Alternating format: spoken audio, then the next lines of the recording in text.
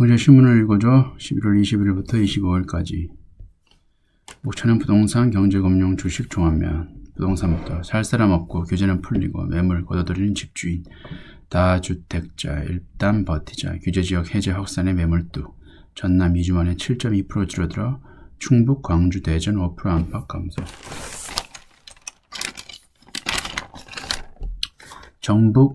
전국 대부분 지역에서 아파트 매물이 빠르게 줄고 있다. 정부가 가파른 금리 인상에 따른 거래 실종을 완화하기 위해 규제지역을 해제한 뒤 나타나는 현상이다. 불어난 대출이자 부담으로 매수자를 찾기도 쉽지 않은 상황이라 정부의 추가적인 규제 완화를 지켜보자는 인식이 확산하고 있다. 매물 검수는 특정 지역에만 국한되지 않는다. 금리 인상 기조가 당분간 이어질 전망이어서 얼어붙은 부동산 시장을 녹이기 위해 정부가 서울 규제 지역 해제 카드를 꺼내들 것이라는 전망이 나오고 있다며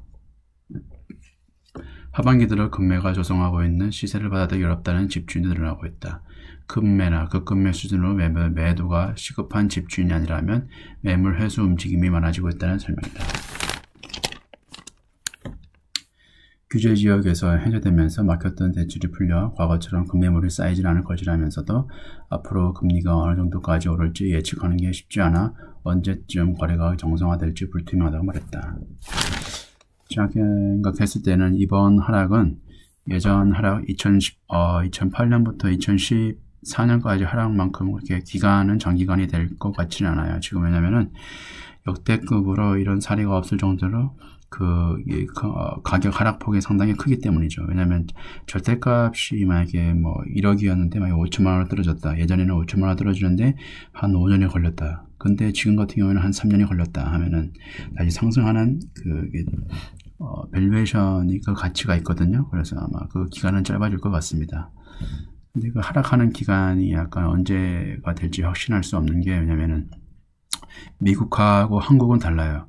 미국 같은 경우에는 고정금리가 대출을 했을 때 주택 관련 변동금리가 10%이고 한국은 거의 60% 정도가 되거든요. 그래서 한국이 미국과 다르게 그 금리에 대한 그 변동폭에 대한 금리 변동폭에 대한 그 리스크, 그 위험 부담이 훨씬 더 커요. 그래서 대출하신 분들이 그 이자 부담이 상당히 크기 때문에 아마 항복을 하고 아마 경매 물건도 많이 나올 거예요. 왜냐면은 경매 물건이 시작을 하면 딱 스타트를 했을 때 경매를 신청했을 때 간평을 하고 해가지고 최소한 6개월 이상 걸리거든요. 그래서 물건이 계속 나오면은 아마 그때부터 가격이 더 하락할 수 있을 것 같습니다.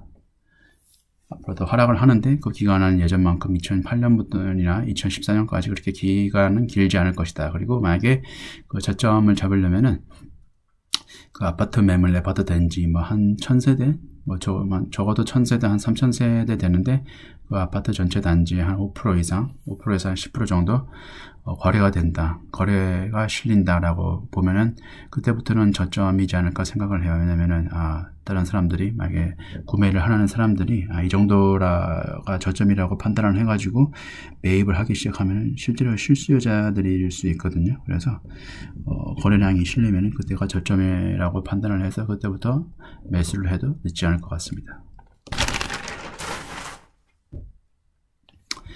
경제금융 주식 내년 증시 상저하고 코스피 하반기 2600선 간다. 경기 침체의 영향으로 상반기 하락, 하반기행 체력 회복해 강세 예측. 코스피 예상은 2000에서 2600선, 3분기부터 상승, 상반기 비중 확대. 현대차증, 세권, 네이버 카카오 추천, 신공장 가동, 삼바도 유망 종목.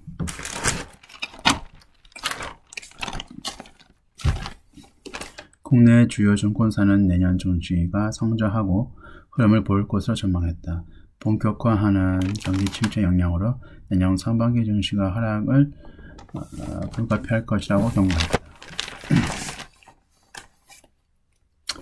박세익 전무와 그 다음에 윤주호 센터장 이베스트 투자증권 윤주호 센터장 같은 경우에는 내년 하반기 정도에 돼가지고 달러 환율이 한 1200원대로 떨어지지 않을까 생각을 하더라고요. 그래서 외국인들이 많이 들어오기 때문에 아마 국내 증시도 아마 좋아지지 않을까 생각을 하고 있습니다.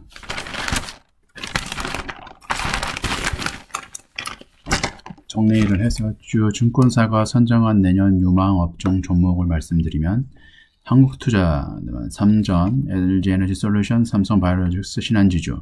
삼성증권은 삼전, SK이노베이션, 삼성엔지니어링, 삼성 SDI. 삼성이라고 삼성을 3개나 추천을 했네. 메리츠는 삼전, LG에너지솔루션, HL만더, 삼성바이오로직스, 신한금투, 그 다음에 삼성전자, LG에너지솔루션, 삼성바이오로직스, 현대모비스. 하나증권은 반도체, 조선, 호텔레저, 철강화학. 대신증권은 삼성은 그다음에 LNF, 삼성바이오로직스, 포스코홀딩스. KB증권은 삼전, SK하이닉스, 테크인, 하나솔루션, LG에너지솔루션, 삼성 SDI, 에코프로비. DB투자는 포스코홀딩스, 현대중공업. IBK투자는 카카오, 현대차는 네이버, 카카오, NC소프트, 삼성바이오로직스, 셀트리온, LG화학, 삼성 SDI들. 두 번째, 주주 친화 기업 재평가 제2의 메리츠 어디. 메리츠 3사 나란히 상한가 순이익 50% 화답에 환원의 시장 화답. SKLS, KB금융, 신한주주 등도 대표적 주주 친화 기업股표. 중복 상장 않거나 자사주 속.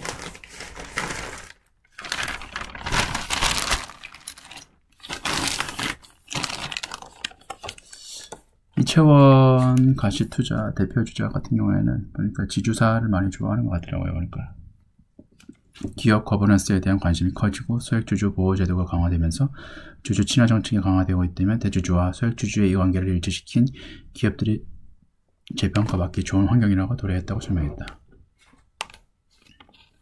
SK는 대주주와 소액주주 이해관계가 일치하는 대표적인 기업으로 꼽힌다. SK그룹 계열은 계열사 최고 경영자 성과평가 KPI의 주가가 차지하는 비중이 50%에 달한다. 계열사들의 주가가 오르면 지주사인 SK 주주들의 혜택이 돌아가는 구조다. SK 주식회사는 코스닥 시장 시가총액 8위였던 SK 머티리얼스를 흡수합병했다. 자회사 중복 상장을 없애 기업 가치를 높인 것이다. 지난 3월에는 2025년 매년 시가총액의 1% 이상 자사주를 매입하겠다는 계획도 밝혔다. 내년 3월까지 2천억 원 규모의 자사주를 매입해 전량 소각할 예정이다. 올해 예상 배당률은 3.94%라. SK는 주도 가지고 있습니다. LS 포스코홀딩스, KB금융, 신한지주 등도 주주 친화 기업으로 꼽힌다. LS는 주력 자회사는 LS닉고동재련, LS전선, LSIND, LS엠트론 등을 비상장 회사로 보유하고 있다. 이들은 76% 매출 투자한다. 포스코홀딩스도 올해 6,722억 원 규모의 자사주를 소각했다. KTNG는 내가 가지고 있는 거 작년부터 향후 3년간 배당과 자사주 매입에 2조 7,500억 원을 투입하겠다고 밝혔다. 올해 자사주 매입에 3,500억 원을 사용한다.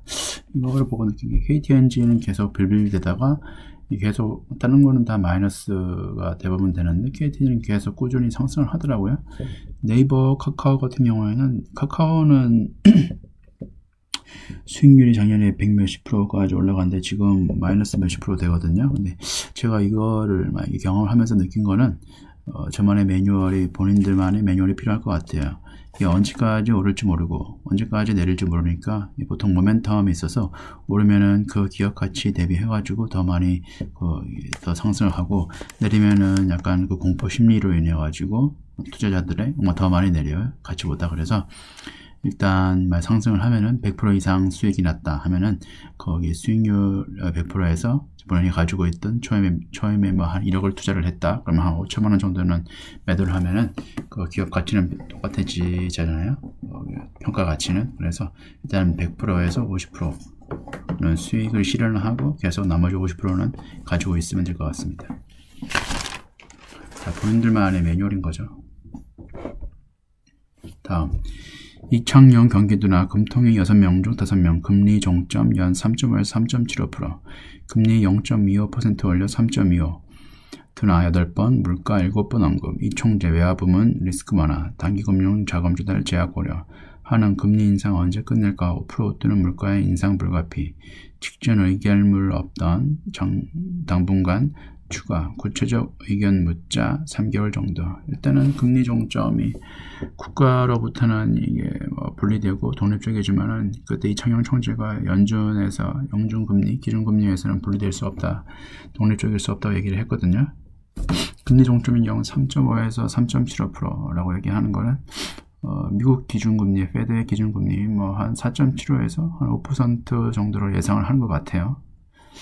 예, 아마 거기 1%에서 한 1.25% 내외로 아마 저희 국가 금리가 아마 더, 국가 기준 금리가 더 낮지 않을까 생각을 할 수 있을 것 같아요. 왜냐면 아까도 초기에 말씀드렸던 그 주택 대출 금리에 따르면 변동 금리가 우리나라가 훨씬 더 크잖아요. 그래서 미국과 같은 입장이 아니어가지고 마냥 기준 금리를 외화가 빠진다는 그 불안감으로 인해 가지고 항상 뭐 기준금리를 올릴 수만은 없습니다.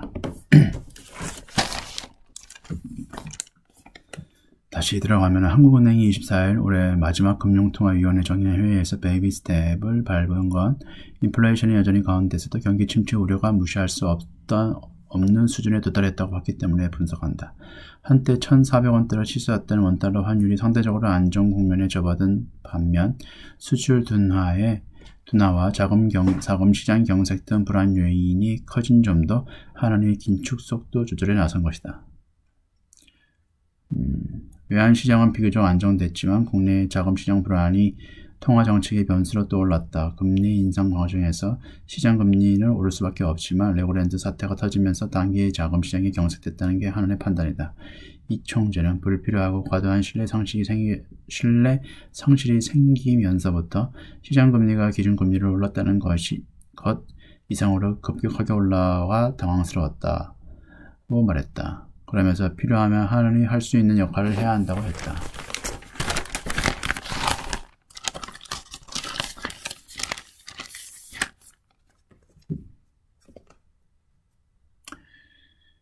이날 금통위 의견문에 당분간 금리 인상 기조를 이어갈 필요가 있다고 나온 부분도 주목받았다. 당분간이라는 의견 표현은 이전 의견문에는 없었다. 이 총재는 당분간이 어느 정도인지 묻는 말에 3개월 정도로 생각하고 있다고 답했다. 네, 이번 주는 여기까지고요. 지금까지 시청해 주셔서 감사합니다.